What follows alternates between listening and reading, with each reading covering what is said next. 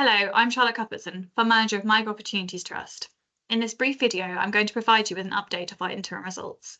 As a reminder, MIGO Opportunities Trust is a unique strategy that invests in some of the most overlooked and undervalued closed-ended funds listed on the London Stock Exchange. We look for closed-end funds that are trading at a discount to their net asset value and where we can see a clear catalyst for this discount to close. First, let's cover performance over the period, which is to the 6 months ended 31st of October 2024. During this period, which saw some interesting market and political turbulence, MIGO delivered a net asset value total return of minus 0.5%, and our share price total return was 2.8%. However, we remind investors that our minimum recommended holding period is 5 years, and over the last 5 years, we have returned 33.8% on a net asset value total return basis and 36% on a share price total return basis, outpacing our benchmark, which delivered 26.2%. Alternatives make up a large proportion of the contributors to performance, namely Cordiant Digital Infrastructure, Phoenix Free Deutschland, Tufton Assets, and Amadeo Aircraft Leasing. Cordiant was our biggest contributor, and our investment thesis predicated on an unduly wide discount, which was the result of an unfair read across from the tribulations of a highly leveraged peer, plus the pressures of the rising interest rate environment. In reality, Cordiant owns a high-quality portfolio of digital infrastructure assets, mainly in emerging Europe.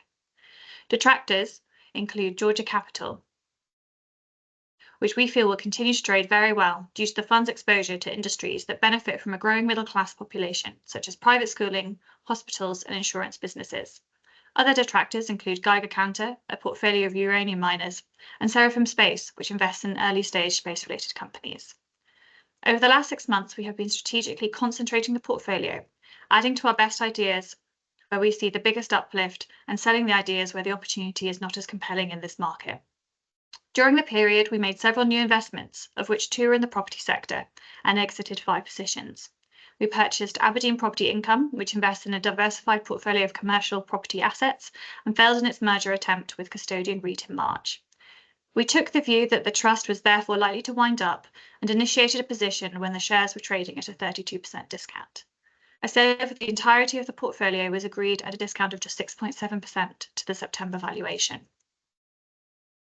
Our second initiation was into PRS REIT, which owns a portfolio of new-build residential rental properties across England.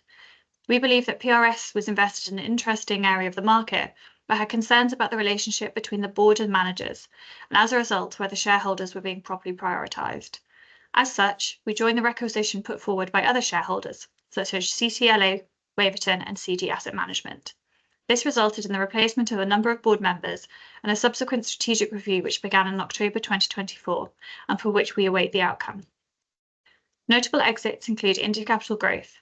This had been a long-term holding for MIGO and we had made significant returns over the years. Also, Grit Real Estate Investments, which was a classic idea of a good idea run by the wrong management team. Rights and Issues, which had been a long-term holding and was part of our UK equity basket, was sold as part of the portfolio concentration exercise. We had 2 investments taken out. Firstly, Atrato On-Site Energy was the subject of a successful takeover bid by a Brookfield and Rame Apollo joint venture, and then Downing Strategic Microcap was forced into wind-up after a period of poor performance. Over the past year, we have seen several articles about the death of the investment trust sector. While it is true that a boom of alternative income-producing trusts, launched to cater to yield-starved investors over a long period, has created an oversupply, we think these fears are overdone. Trusts are going through a clean-up period where we see the creative destruction of the excesses of a bull market born of low interest rates and easy money.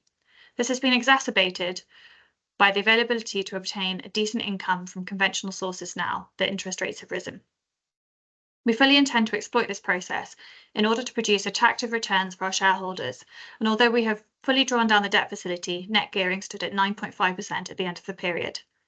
I hope you all have a wonderful festive period, and thank you very much.